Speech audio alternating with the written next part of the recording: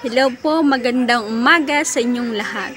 Meron po bang ganito sa inyong mga videos at nakikurious kayo nito kaya lagi nyong tinitingnan or nalilikot na yung kamay nyo kasi gusto nyong malaman kung ano to? Kasi itong post na to, kung meron kayo sa yung mga videos nito, kapag i-click mo yan, merong lalabas yan na on or off, ganun.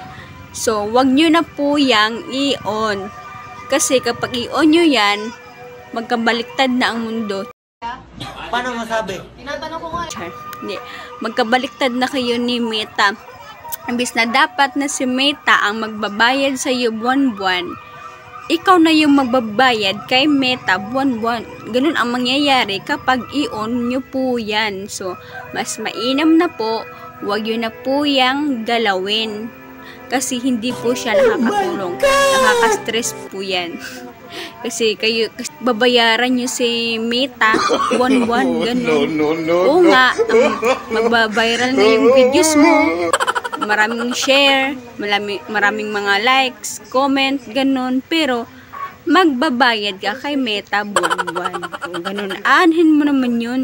Maraming like, comment, and share. Pero, magbabayad ka kay Meta buwan-buwan. So, wag yun na po siyang i-open o wag yun na pong i-click. Kasi, nagre-reels nga tayo at gumagawa ng mga content video para magkaroon ng extra nakita. Pero, yun, kapag i-on nyo yun, hindi natuloy. Nagdagdag ka lang ng babayaran mo buwan-buwan.